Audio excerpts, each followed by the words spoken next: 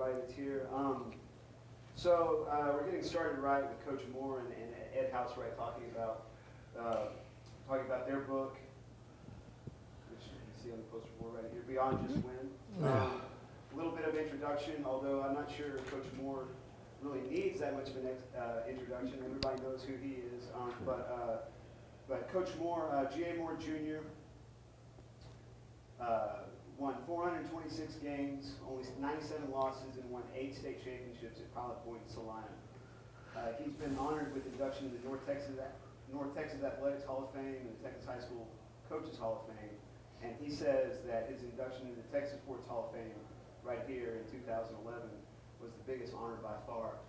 One more thing I wanted to add about Coach Moore is I had the privilege of working at the Star-Telegram when he passed Coach Gordon Wood from Brownwood, become the all-time winningest high school football coach. And so I saw him do that, and then I got to talk with him and Phil Danaher at the High School Football Hall of Fame induction ceremony back in May. And Coach Danaher, of course, passed Coach Moore this past fall as the winningest coach. And I got to see Coach Moore, pass that record and be passed, and I can say that he was incredibly gracious in both situations. So with no further ado, I'll turn the floor over to them. Coach, Ed, you going first? All right, I'll go first. They told me you're supposed to talk first, then I They told me you're supposed to talk first. Oh, okay. Somebody's telling us different things. Well, Coach Moore's had an incredible career. Obviously, he won more than 400 games, 8 state championships. You put those 2 records together, no one's ever going to beat it. Danaher, another coach, beat him, just passed him on wins, but he'll never match Coach on a number of titles. So that's the reason I approached Coach Moore about 4 or 5 years ago about doing a book. I thought, he's won so many games, so this would be a great book. I was at the Dallas Morning News for many years and had followed him, but I'd never met him, and he was real receptive to doing a book, fortunately. But I soon found out there was a lot more to him than just X's and O's and winning ball games. I talked to a lot of former players, and they just said that what an influence he'd had on their lives as players, and more importantly, when they were grown, they credited Coach Moore with, learning lifelong lessons that helped them in their marriage and their careers with their church. So he was more than just an X's and O's guy.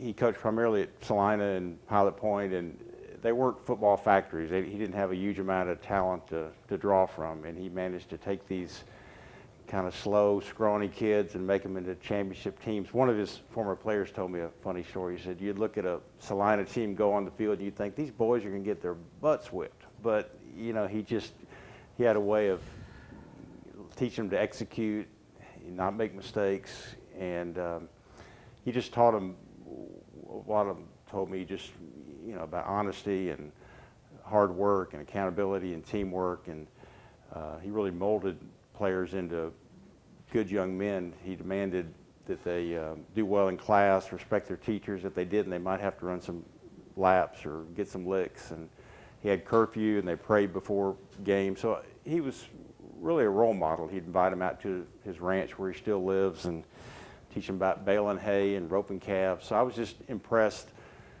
about G.A. Moore, just the whole person that he was. And the way he drew a community together, too, in both in Pilot Point and Salina.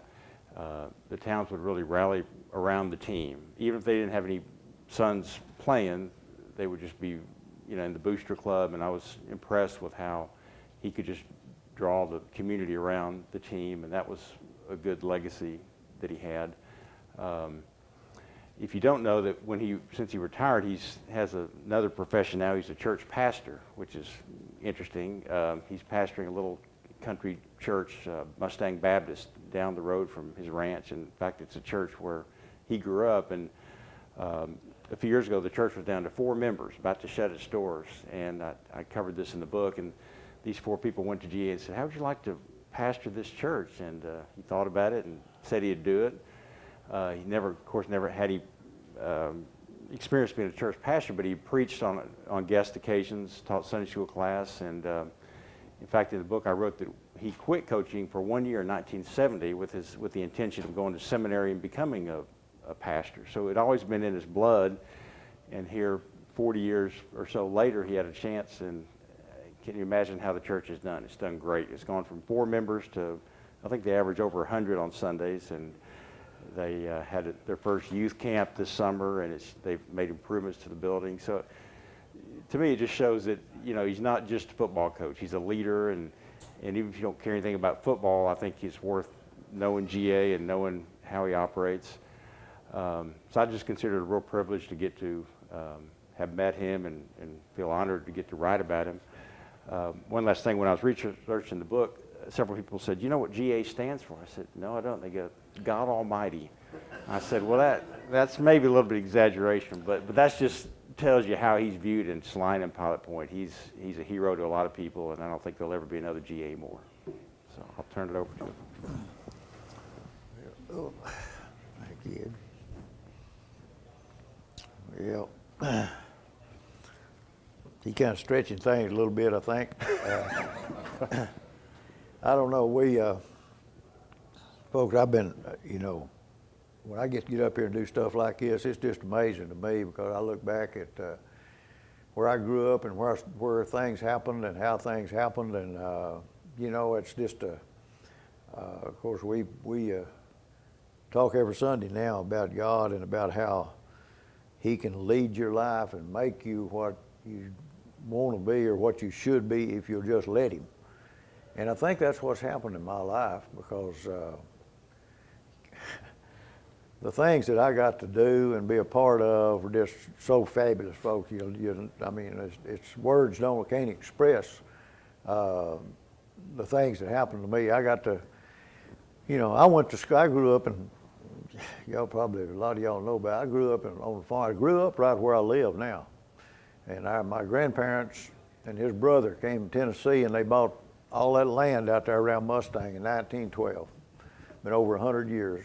And they built a house that we still have there. I've built another one, but one of my daughters lives in one of the houses. Another one owns the place.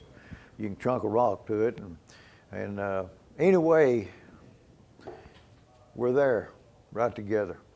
And I got to grow up there. I hoed cotton and pulled bolls in every field and pasture around that place. I mean, if you were raised on a farm, you know what I'm talking about. When I was growing up, you know, going to college wasn't that important, and going to high school wasn't that important, really. I know a lot of the kids quit. A lot of times in the fall, some kids didn't get to come to school until sometime maybe the second 6 weeks or whatever. We had some schools that started in July and then turned out for 3 weeks to pull cotton. We didn't do that at Pilot Point. I went to high school in Pilot Point, but I love playing ball. And I grew up with a bunch of guys that were exceptionally good people. They were from good families. And we were kind of ornery, I guess. But you know, when we were in the 7th grade, we wanted to be athletes. We wanted to be horses. Doak Walker and Kyle Rowe, people like that were my heroes. And you know, I had their picture, used to be on Life magazine on the wall of my room and all that kind of stuff. And I studied those guys, and they talked about, we quit drinking carbonated water, and we quit smoking. We'd been smoking pretty regular ever since we was about the 3rd grade or 2nd.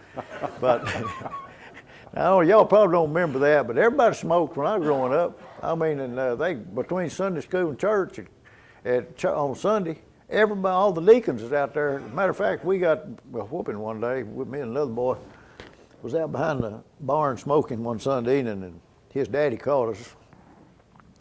He said, "What are y'all doing?" And this guy was Troy. He was pretty sharp. He said, "We're playing church." And he said, "What do you mean you playing church?" He said, "Well, we playing like we deacons, and we out here between Sunday school and church smoking."